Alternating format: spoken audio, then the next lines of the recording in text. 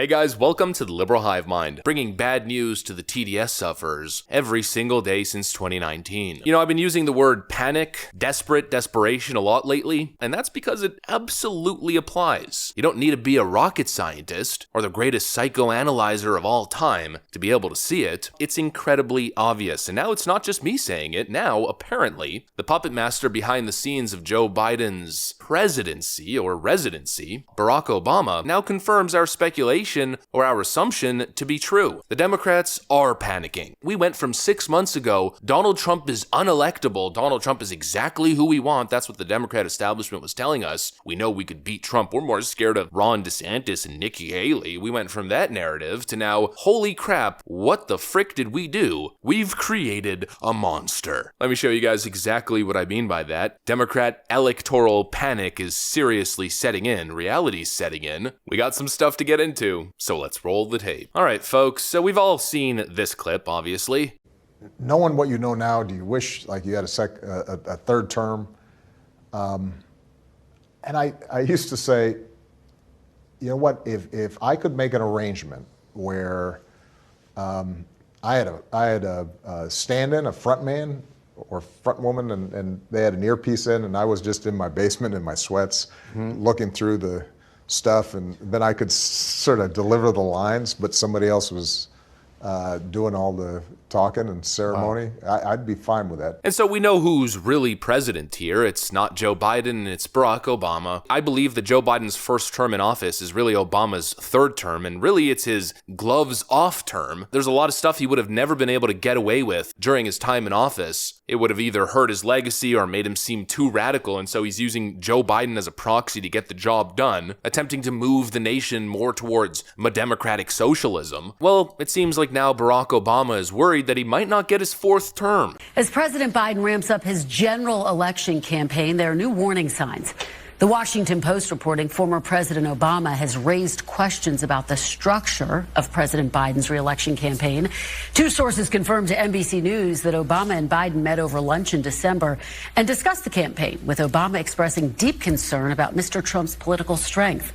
Underscoring the urgency, one source telling me this is an all-hands-on-deck moment. Here's the report from the Washington Post. Obama, worried about Trump, urges Biden's circle to bolster campaign. Former President Barack Obama has raised questions about the structure of President Biden's re-election campaign, discussing the matter directly with Biden and telling the president's aides and allies the campaign needs to be empowered to make decisions without clearing them with the White House, according to three people familiar with the conversation. Obama grew animated in his discussion relating to the 2024 election and former President Donald Trump's potential return to power. One of the people said that he has suggested to Biden advisors that the campaign needs more top-level decision makers at its headquarters in Wilmington, Delaware, or it must empower the people already in place. Obama has not recommended specific individuals, but he has mentioned David Plouffe, who managed his 2018 race, as the type of senior strategist needed at the Biden campaign. So Obama's sounding the alarm, panicking, and it seems he's now taking over the Biden headquarters, even now attempting to inject his own campaign manager surrogate at the top of the Biden team. They're trying. It seems as though they're literally trying everything these days. But honestly, I think for the most part, it's going to be a futile effort. The reality is that Obama strategies will not work with Joe Biden. Obama wants to inject his own people into the Biden campaign and is also requesting that they have the ability to make decisions without having to clear it with the White House. But what I think Obama doesn't understand is that the problem isn't rhetoric. The Democrats have tried literally everything. The last 2 years has been nothing but rhetoric experimentation coming out of the White House, from Ultra MAGA to Bidenomics. The list goes on and on. Everything has failed, and now they're simply returning to Orange Man bad, Ultra MAGA bad, and it's clearly falling flat. The basic reality is that Biden is just done. The people have soured on Joe Biden. Nothing Joe Biden does or says will ever fix the current reality of this void human being currently occupying this executive role. He's a clown, everybody knows it, and there's no fixing that. And when I say everybody, I mean everybody. Obama gets it, he's trying to do what he can, they all get it. And the reason I know they get it isn't necessarily by what they're saying, but rather by what they're doing. They know they can't actually win on the issues. They know that Joe Biden speaking to the American people, first of all, isn't going to draw crowds, but most importantly, isn't going to draw voters to the polls. They know that putting Joe Biden out there pushing some sort of messaging campaign is not going to get people eager for a second Joe Biden term. And so what are they doing? As per usual, attempting to play as many dirty games as they possibly can. That's why all the Democrat donor bucks, all the money, is being spent on lawsuits instead of actual messaging. When you can win on messaging, you don't need to spend money attempting to get your political opponent off the ballot. You don't need to continuously send your anti-democratic goons to do their little media runs justifying the ripping of Donald Trump from the ballot. When you can win on the issues, when you can actually convince people to vote for you, there's no need to engage in that type of behavior. Ever. That's the most telling element. Democrat action is almost always correlated not only with election seasons, but with polling numbers. You know, back during the initial indictment drops, when it came out that Alvin Bragg was going to be indicting Donald Trump and that possibly more were to follow, the Democrat calculus of the time was, let's paint Donald Trump like a martyr, so we guarantee that voters support him in the nomination process because he's the guy that we want to face. Well, they got exactly what they voted for. Trump support at the time was on the decline. Ron DeSantis was rising, within 10 points in some polls, but the moment they took those actions, Trump started to skyrocket. But they were hoping that support for Trump would only skyrocket within Republican circles or in the Republican nomination process. Then, all of a sudden, well, this started to happen. Then, probably the scariest part of all, independent support for Trump started to skyrocket. He's up pretty much 10 points and sometimes even more in almost every poll released. Then it gets even worse for the Democrats. Donald Trump starts making gains with black voters and Hispanic voters and young voters. We've covered all of it. All the groups that Democrats thought they had a stranglehold on, all the groups that Democrats believed belonged to them, how disgusting that is, started to jump off the leftist bandwagon, one after another. And now all of a sudden, we're seeing desperate Secretary of States and partisan state Supreme Courts attempt to remove Donald Trump from the ballot. You think that would happen if Trump was polling horribly? Of course it wouldn't. It's always correlated. It's always perfectly timed. The Supreme Court Roe v. Wade draft leak happened right before the midterms. The rating of Donald Trump's Mar-a-Lago home happened right before the midterms. All of these Democrat actions are always perfectly timed with either elections or public sentiment shift. They always follow one specific phenomenon, and that is Democrat panic. When Democrats feel as though they have their back against the wall, they'll do literally anything. Nothing will stop them because their thirst for power is unquenchable. And now, of course, history is repeating itself. It's happening once again, except this time it seems to be backfiring. I think this time they took it a step too far. This is the most desperate they've ever been, and that's why we're seeing this multi-pronged attack. But most importantly, when you expose yourself as being anti-democratic, corrupt actors, well, then the narrative shifts, and that's where things start to backfire. That's what we're seeing. That's truly what I believe we're seeing. We're seeing desperation, desperate people attempting multiple Hail Marys at once. Democrat donors are sounding the alarm. The proxy president is now sounding the alarm. And all of it, while disgusting, evil, and wrong, all of it is kind of in a way a good sign. What it actually means is that Trump has a legitimate path towards victory, and they know it. I don't know, I think they've unleashed a political beast here just like they did in 2016. I think Democrats are repeating history. They're crying wolf, engaging the Streisand effect. They're doing everything wrong in their desperate actions, and I'm just hoping it all backfires spectacular. Anyways, that's what I got for you guys. Hopefully you enjoyed this video. If you did, make sure to leave a like and possibly subscribe. Thanks for watching, friends, and I'll see you on the next one.